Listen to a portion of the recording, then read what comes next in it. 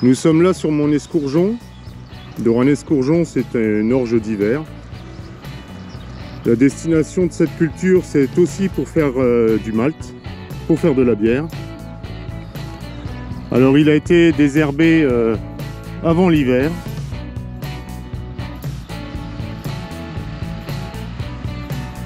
Et je dois avouer que c'est relativement propre. Alors pourquoi mettons un escourgeon? Tout simplement parce que c'est la première culture que nous allons faucher, que nous allons récolter, souvent aux alentours du 1er juillet. L'année dernière, en 2020, c'était au 20 juin, avec la sécheresse qui a sévi sur la petite région où l'on est. Et alors pourquoi mettons une culture que l'on récolte aussitôt? Tout simplement parce que derrière, ça va être une luzerne destinée à la déshydratation. Et plus on implante tôt une luzerne, plus elle s'implante correctement pour passer l'hiver, et mieux elle pousse tout le reste de l'année. Donc vous verrez cet été, aussitôt le fauchage de cet escourgeon, et dans les 24-48 heures, je vais intervenir avec mon semoir à semi-direct pour implanter la luzerne sans aucune autre préparation de sol. Alors là, je suis allé au silo chercher de l'azote soufré que je vais mettre, c'est mon premier tour d'azote. Nous arrivons à Saint-Amand-sur-Fion, considéré comme l'un des plus beaux villages de France.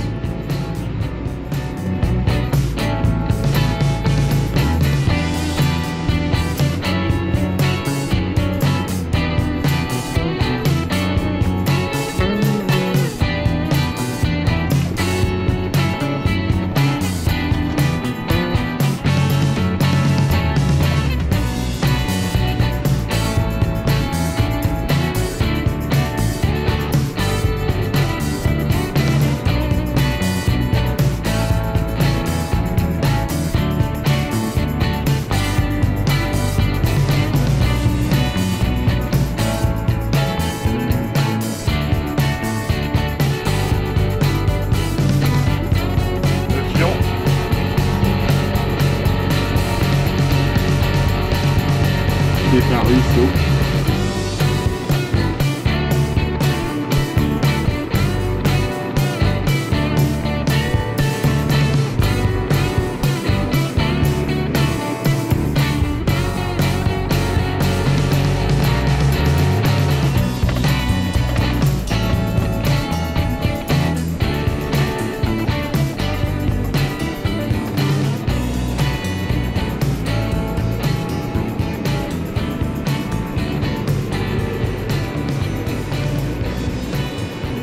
Et nous apercevons là le silo de chez Vivessia, où je vais chercher de l'azote soufré liquide.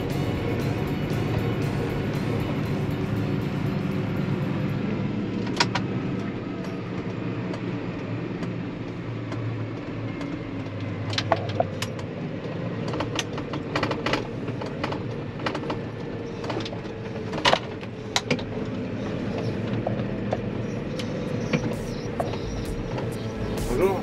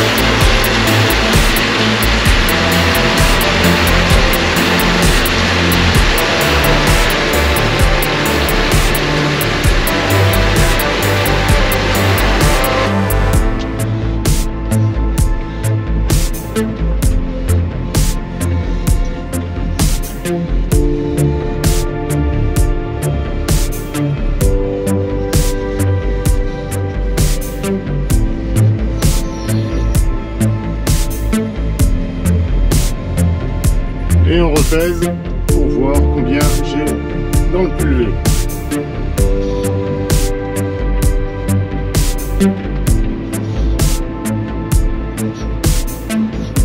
Là, ma jauge affiche 5175 litres, donc je devrais être au moins à 6500 kg.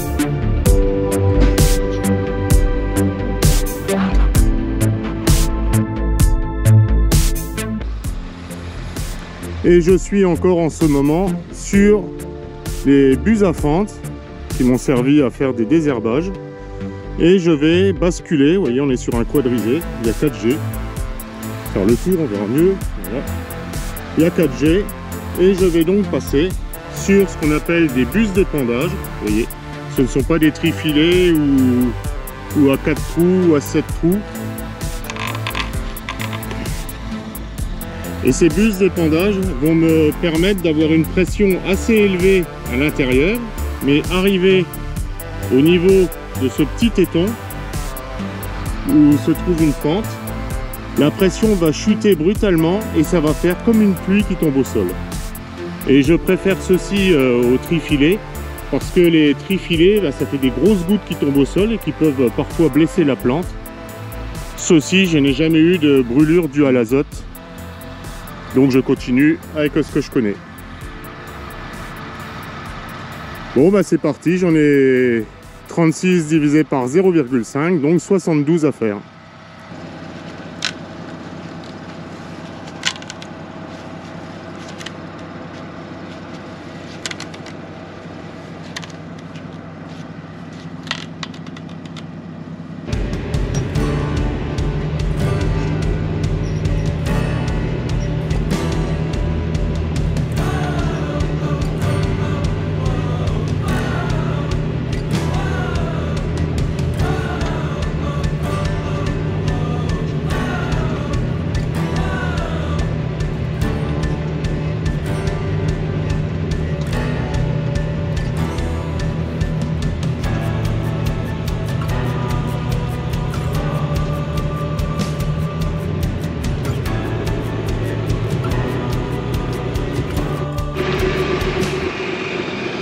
Alors petite particularité des sols qui sont depuis un moment en agriculture de conservation des sols, c'est la portance. Comme vous voyez,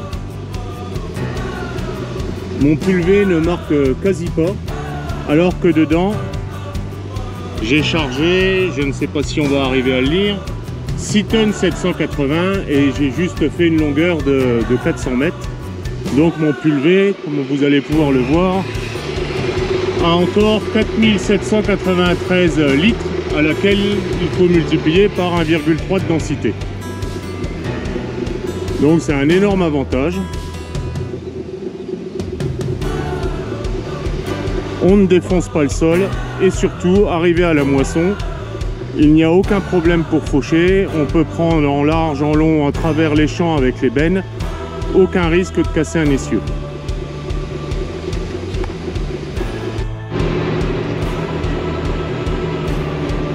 Je viens de faire mon point A il y a quelques dizaines de mètres.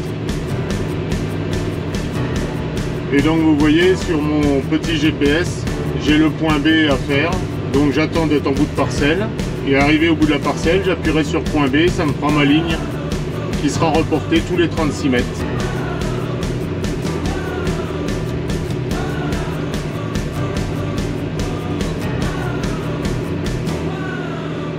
Donc là je suis toujours en train de dépendre de l'azote liquide et je roule à 15,3 à l'heure à peu près.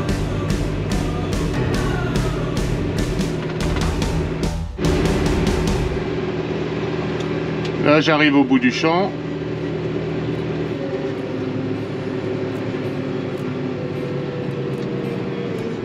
Et voilà, et mes coupures de tronçon. Je coupe le général.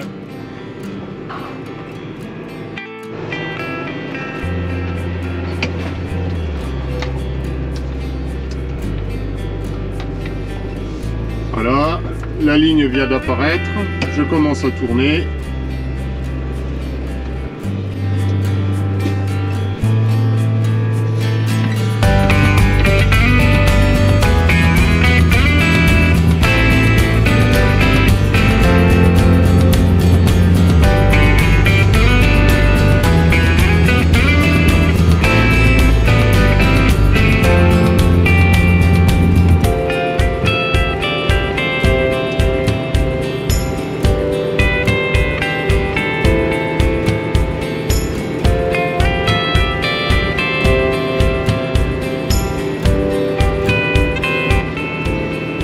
il me signale un petit décalage de 45 cm que je vais reprendre, voilà, parce que ce n'est pas un GPS qui dirige le tracteur, c'est moi qui tourne le volant. C'est manuel, c'est les anciens GPS.